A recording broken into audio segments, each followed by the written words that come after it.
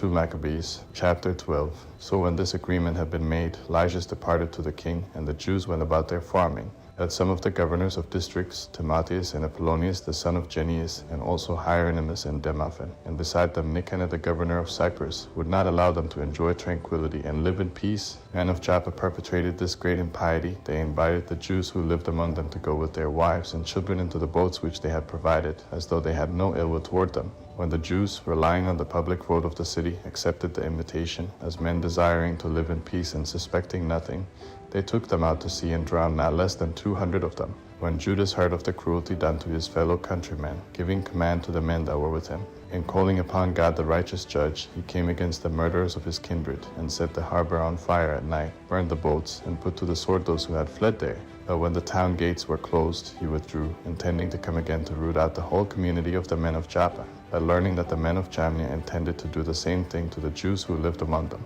he attacked the Jamnites at night, and set fire to the harbor together with the fleet, so that the glare of the light was seen at Jerusalem, 240 furlongs distant.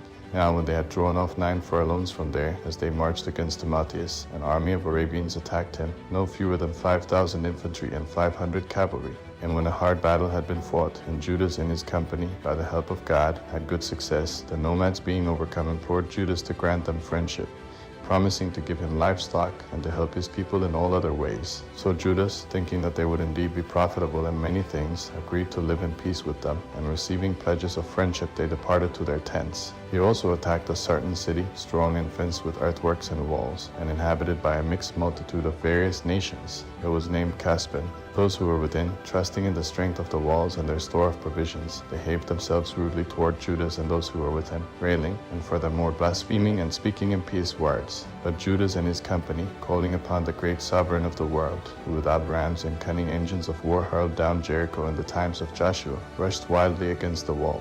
Having taken the city by the will of God, they made unspeakable slaughter, so much that the adjoining lake, which was 2 furlongs broad, appeared to be filled with a deluge of blood. When they had gone 750 furlongs from there, they made their way to Charax, to the Jews that are called Tubini. They didn't find Timotheus in that district, for he had by then departed from the district without accomplishing anything, but had left behind a very strong garrison in one place. But Dicitius and Sosipater, who were captains under Maccabees, went out and destroyed those who had been left by Timotheus in the stronghold, more than 10,000 men.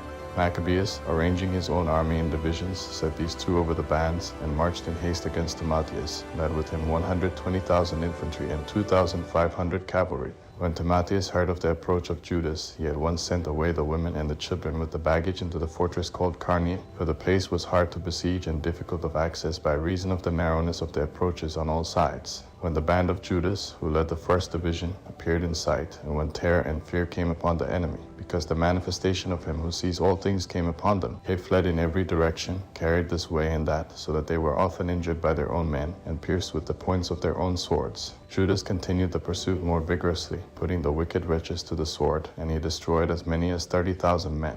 Timotheus himself, falling in with the company of Dicitius and Sosipater, implored them with much crafty guile to let him go with his life, because he had in his power the parents of many of them and the kindred of some. Otherwise, he said, little regard will be shown to these. So when he had with many words confirmed the agreement to restore them without harm, they let him go that they might save their kindred. Then Judas, marching against Carnian and the temple of Aragates, killed 25,000 people. After he had put these to flight and destroyed them, he marched against Ephron also, a strong city, wherein were multitudes of people of all nations. Stalwart young men placed on the walls made a vigorous defense. There were great stores of war engines and darts there. But calling upon the sovereign who with might shatters the strength of the enemy, they took the city into their hands, and killed as many as 25,000 of those who were in it. Setting out from there, they marched in haste against Scythopolis, which is 600 furlongs away from Jerusalem. But when the Jews who were settled there testified of the goodwill that the Scythopolitans had shown toward them, and of their kind treatment of them in the times of their misfortune, they gave thanks, and further exhorted them to remain well disposed toward the race for the future. Then they went up to Jerusalem, the Feast of Weeks being close at hand. That after the feast called Pentecost, they marched in haste against Gorgias the governor of Idumea. He came out with 3,000 infantry and 400 cavalry. When they had set themselves in array, it came to pass that a few of the Jews fell. A certain Dicitius, one of Basener's company, who was on horseback and was a strong man, pressed hard on Gorgias, and taking hold of his cloak dragged him along by main force. While he planned to take the accursed man alive, one of the Thracian cavalry bore down on him and disabled his shoulder.